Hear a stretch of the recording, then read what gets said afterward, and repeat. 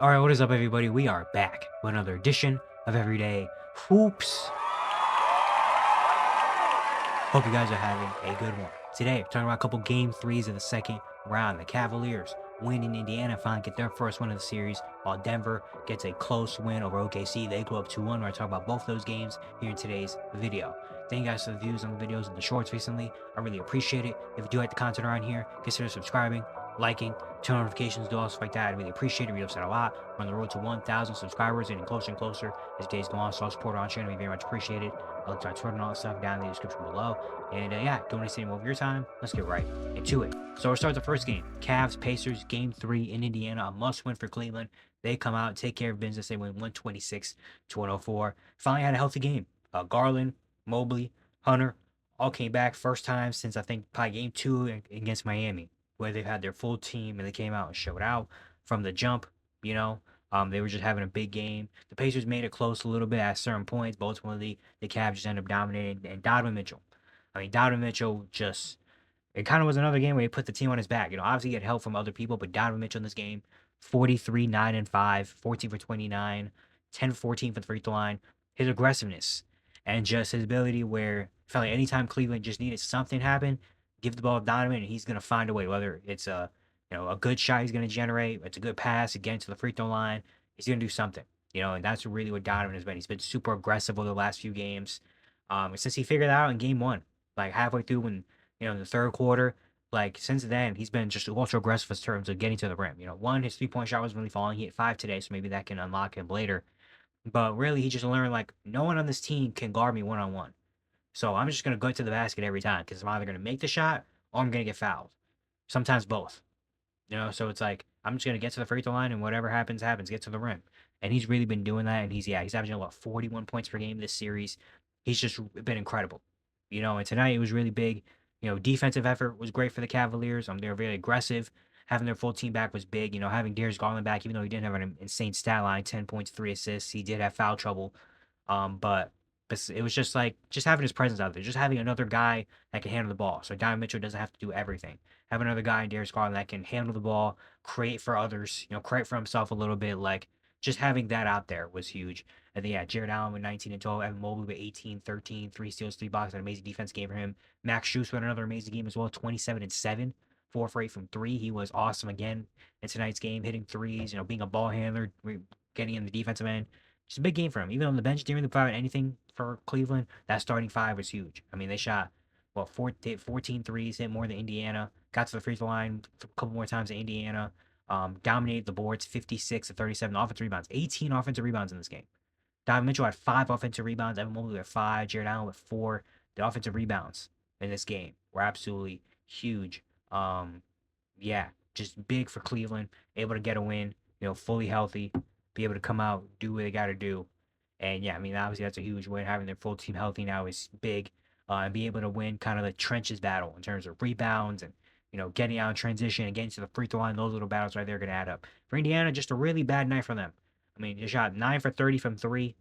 Tyrese Haliburton had 4 points. He had more turnovers and field goals made. Just not going to get it done. I mean, a non-aggressive Tyrese doesn't win Indiana games. We've seen that in the playoffs history. We've seen that this year in the playoffs. When Tyrese is not aggressive, they're not going to win. And he just wasn't aggressive. Only 8 shot attempts tonight. Just can't. Only 1 3-point attempt tonight. It was 0 for 1. Just couldn't get anything going. Pascal also had a kind of a tough game. He tried a little bit in the fourth quarter, hit 18. But yeah, really it was more Andrew Nembhard and Ben Mathurin really trying to carry this team because besides that, nothing could really get going. The 3-point shooting couldn't really get going. Again, 9 threes, 2 from Nembhard, 3 from Benedict Mathurin. Everyone else just had like 1 here and there. But the 3-point shot wasn't rolling. Fouls, they're just fouling so much. In this game, 29 fouls in this game. They had 4 players with at least 4 fouls. A really tough game. Again, when you're starring, you're edging your offense, can't get anything going. When Tyrese Haliburton isn't aggressive, you're just not going to be able to win games. Plain and simple. And when Cleveland's got it going, they just have no answer really for Donovan Mitchell. He can kind of get anywhere he wants to. And now when you have the full team healthy with Mobley, Allen, with the shooters out there and Strus, Garland, DeAndre Hunter, like it's just going to be tough to win games like that for Indiana. But they're still up 2-1. Got a game 4 in Indiana where Cleveland's going to have to try to do this again, try to tie the series up. I expect the Pacers to come out a lot better in game 4. I expect Tyrese Haliburton to come out a lot better in game 4. But Cleveland's going to have to withstand that. You know what I mean? But yeah, just a big win for Cleveland. be able to get one win. Like I said earlier in the first two games, it's if Indiana come into Cleveland and win two games, there's no reason why Cleveland can't go in Indiana and win two games. And they're already halfway through. They just got to get another one, and then we got to tie series again. Best of three after that. But yeah, just a big win for Cleveland. Donovan Mitchell just being absolutely elite. Now the real game to talk about. OKC Denver. Denver with another win in this series, going to overtime, 113-104. They take a 2-1 series lead. And yeah, Denver has been awesome. I mean, the championship DNA. It's been a thing you talk about, with experience, playoff experience. OKC being the youngest team in the league, they don't have this much experience. They don't have a lot of players that have been in situations like this before, where you're in a close playoff game the last 2 minutes and you need something to go. They just haven't really been in that situation. While Denver has been in that situation for the last 5 years, they've been in situations like this, so they know full heartedly what it's like to be in this situation, and that's how Denver was winning the series. It happened in Game One, where Denver just stayed in the game for most of it. In the last few minutes, they struck. Also thanks to OKC with a little bit of blunders. This game was same. It was Denver was in it. It felt like OKC was in control, but Denver was always in the game. I think the lead was never more than 9 for OKC in the first quarter. Denver just kept keeping it in. That's thanks to Jamal Murray, Michael Porter Jr., some of the bench. Well, Jokic not having a great shooting night. Like, it was just, they just kept staying in the game. It was OKC could just never run away with it. And it got down to the final few minutes in the fourth quarter. And that's when Jamal Murray took over, hit some big shots. Aaron Gordon hit that big corner three. The defense really started getting involved. All of a sudden, we go to overtime. And in overtime, that's where Denver runs away. Because Denver, Jamal Murray was just in control this entire night. 27, 4, and 8, 4 steals. This was a playoff Jamal Murray game. Even though the numbers don't look anything out of the ordinary. I mean, it's a really good game numbers-wise. But it wasn't like a 40-piece and he hit the game winner. It wasn't like that. But watching the game and watching how he just was in control of everything and was being super aggressive and just getting everything happening for the Nuggets. Like, when Nuggets needed something, it felt like it was Jamal Murray that was doing it. And just the way he was able to impact and control this game looked like he's been here before, which he has been. And that was really the big difference. Aaron Gordon with another clutch shot. We're going to have to start calling him Mr. Clutch, because Aaron Gordon has just been amazing. I mean, we already know how great of a role player he was, but man, where would they be without Aaron Gordon? They probably wouldn't even be at this point right now. They probably already would have been eliminated if Aaron Gordon wasn't here, because he has been so big. 22, 8, and 5 tonight. 4 3-pointers made. Confident threes as well. He had a couple of threes. He had one also before that corner shot to send the game to overtime. He hit one like a minute earlier off the screen where he just pulled up right in Chet's face and knocked it down. I was like, oh my God. He has been just on another level in this postseason. And Michael Porter Jr., he's been very on and off.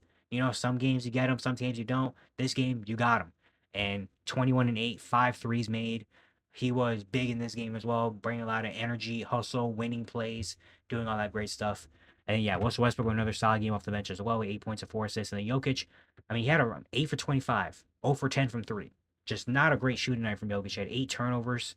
Just a really tough night. Still finished with 20, 16, and 6, but a very tough night for Jokic. And for the Nuggets to be able to withstand a game where Jokic shoots 30% from the field and doesn't make a three and has more turnovers than assists, and you're still able to win that game, just shows how much these role players have really stepped up, and shows how much you can help rely on guys like Murray, Porter, Gordon. This is what playoff teams need. That, again, that championship DNA and that experience is just so, so valuable. That's why we talk a lot about, when we mention series, mentions things, we mention experience, and stuff. A lot of people don't care for it about experiences. It's like, who needs experience when you're this good, whatever. But when it comes to moments like this, where it happened in Game 1 and it happened here tonight, the Denver just being able to stay in the game, you get down to the last 2 or 3 minutes of a playoff game, and you need to know what stuff to get to be able to get the easiest shots and be able to lock in and be able to really know the moment and know the situation. That's what Denver excels at. And they showed in this series, they showed that the difference in experience. The Nuggets don't have as good of a roster of OKC. Everybody in the world knows that. That's why everyone picked OKC to win this series. I picked OKC to win this series. But just the showing of, in the last couple minutes of a playoff game, when you need to get to something, and being in this situation before. The Nuggets have been in this situation before. They know how to handle these situations. They've been on both ends. They've been on the winning and the losing side of both these situations for the last couple of years. All these players know what it takes to be able to win playoff games. This team won a championship 2 years ago. And for them to look as poised as they did in these last couple minutes and in overtime, this is a very good team, man. Just can't take anything away from them. They just came out, did what they have to do, even with their star players struggling. They still had Jamal Murray step up and do big things. Aaron Gordon hitting big shots. Michael Porter Jr., Christian Brown playing good defense and bringing energy, and just everything working for Denver on those last, when it comes down to winning time. And that's what Denver has. I know that was kind of the only really thing Denver had on OKC coming into the series was, well, probably the best player in the world in Jokic, and then the experience. That's all they've had on OKC. OKC has everything else. Yet it has come to play in this series in Game 1 and in Game 3. And if games are going to continue to be this close, and Denver could just keep using this gameplay where they stick in the game until it gets to 5 minutes left and it's a 2-3 point game, and it's a close game like this, Denver probably likes their chances. And even on the broadcast, they said, David Alman said, just keep this game close last few minutes. And once it gets to the last few minutes, let the experience take over. And that's what Denver's been able to do. And it's been so awesome. For OKC, tough to waste a game where J Dub has an awesome game, 32 points. Shea gives you 18 and 16. He kind of slowed down late in the half. But yeah, Shea with also a tough performance, 7 for 22 shooting. Um, just a really tough game for him. And when it came down to the last few minutes, OKC just looked really bad. It looked really kind of just like it looked rough for OKC in the last few minutes. It really looked rough. Because it turned into really like everybody knew what was gonna happen. It was either gonna be a Shea ISO or a J Dub ISO. And that's either gonna turn into a step back three for Shea, or Shea driving and kicking and dumping it off to one of the bigs, or J Dub trying to get to the basket and dump it off to one of the bigs. Like it just felt like everything kind of went slow for OKC, and everything kind of just went into, all right, Shea, here's the ball, J Dub, here's the ball, and everyone get out the way and let them work. It just wasn't really a movement, cohesive offense. The shot wasn't fun. I mean, they shot 25% from three, only hit 9 threes in this game, shot less than 40% from the field, missed 7 free throws in this game. Yeah, a really tough one for OKC. In the last few minutes, just looked really sloppy and really kind of just like weird for them. With how much of a talent they have on this team and how many good players they have, it just really turned into like an ISO ball game where Shea, who was having a rough game, but you still give the ball to Shea because Shea gives Alexander, just wasn't really hitting the shots he usually hits. J Dub in overtime just wasn't really great. Chet Holmgren in the second half just wasn't really great. Isaiah Hartenstein was 5 for 14. He missed so many shots. Lou Dort didn't make a three in this game. And it was just one of those shooting nights for OKC where they just couldn't get anything going. And yeah, the offense just looked really predictable in the last few minutes. And we've seen this a little bit from OKC in the regular season, and that game against Minnesota in the regular season when Minnesota came back and was able to win that game. They just kind of turned into double Shea and let everyone else around him try to make something happen.